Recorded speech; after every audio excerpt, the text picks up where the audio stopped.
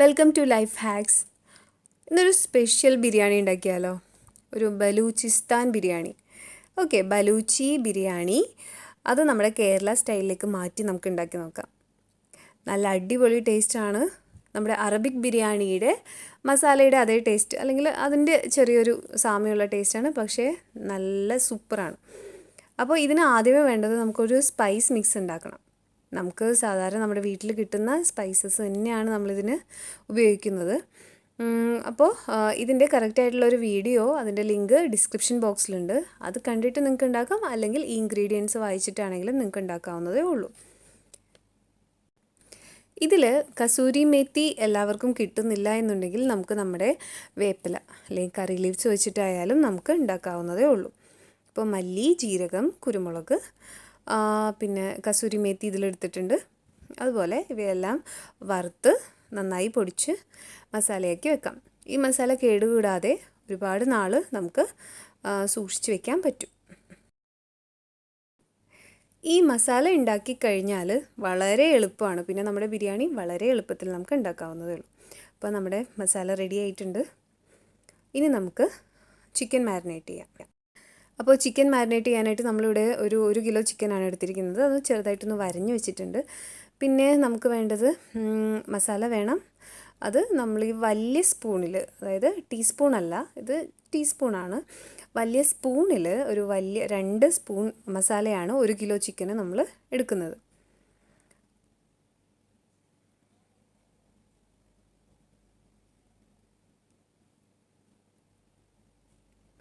പിന്നീട് നമ്മൾ lemon juice വേണം, ഒരു നാരങ്ങയുടെ നീര്, പിന്നെ മഞ്ഞൾപ്പൊടി, ടർമറിക് പൗഡർ, അതുപോലെ ഉപ്പ്.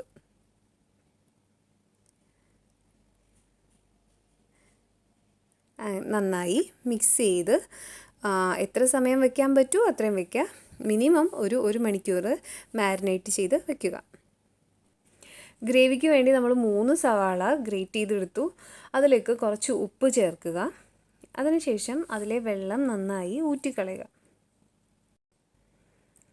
ഇത് നമുക്ക് ഏത് ഗ്രേവിയിലും ചെയ്യാവുന്ന ഒരു സ്റ്റെപ്പാണ്. അതിനുശേഷം 2 വലിയ സ്പൂൺ ജിഞ്ചർ ഗാർലിക് പേസ്റ്റ് ഈ സവാളയിലേക്ക് ചേർത്ത് നന്നായി മിക്സ് ചെയ്യുക. അതിനുശേഷം നമുക്കൊരു പാനിൽ ഓയിൽ ഒഴിച്ചതിന് ശേഷം നമുക്കിത് നന്നായിട്ട് ഗോൾഡൻ ബ്രൗൺ ആവുന്നത് വരെ ഒന്ന് ഫ്രൈ ചെയ്ത് എടുത്തു വയ്ക്കാം. അപ്പോൾ ഇതാണ് നമ്മുടെ ഗ്രേവി. നമ്മൾ ഇതിൽ വേറെ മസാലയൊന്നും ചേർക്കുന്നില്ല. ഇനി കൂടുതൽ സ്പൈസ് ആവശ്യമുള്ളവരാണെങ്കിൽ ഇതിൽ നമുക്ക് കുറച്ച് മുളക് പൊടിയും മഞ്ഞൾപ്പൊടിയും, നമ്മുടെ നോർമൽ നമ്മൾ ചേർക്കുന്ന മുളക് പൊടിയും മഞ്ഞൾപ്പൊടിയും ചേർക്കാവുന്നതാണ്. അപ്പോൾ നമ്മുടെ ഗ്രേവി റെഡിയായി. ഇനി നമുക്ക് ചിക്കൻ കുക്ക് ചെയ്യാം. അതിനുവേണ്ടി ഒരു പാത്രത്തിൽ ഒരു 1/2 കപ്പ് വെള്ളം ഒഴിക്കുക. ശേഷം നമ്മൾ ബിരിയാണിക്ക് ഉപയോഗിക്കുന്ന എല്ലാ സ്പൈസസും അതിലേക്ക് ചേർത്ത് കൊടുക്കുക. അപ്പോൾ ഈ സ്റ്റെപ്പ് ഒന്ന് നന്നായിട്ട് ശ്രദ്ധിക്കേണ്ടതാണ്. ഇത് 2 തക്കാളി ഉണ്ട്, തൊലി കളഞ്ഞതിന് ശേഷം മിക്സിയിൽ അടിച്ചതാണ്.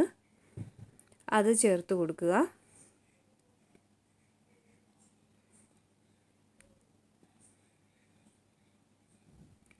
അതിനുശേഷം നമുക്ക് ആവശ്യത്തിന് വേണ്ട ഉപ്പ് ചേർക്കുക. നമ്മൾ ചിക്കനിൽ ഉപ്പുള്ളത് കൊണ്ട് ആവശ്യത്തിന് ചേർത്താൽ മതി.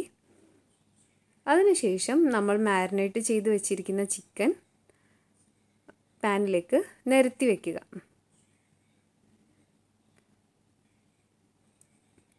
അതിനുശേഷം ഒരു 5 മിനിറ്റ് ഹൈ ഫ്ലെയിമിൽ ചിക്കൻ ഒന്ന് കുക്ക് ചെയ്യുക.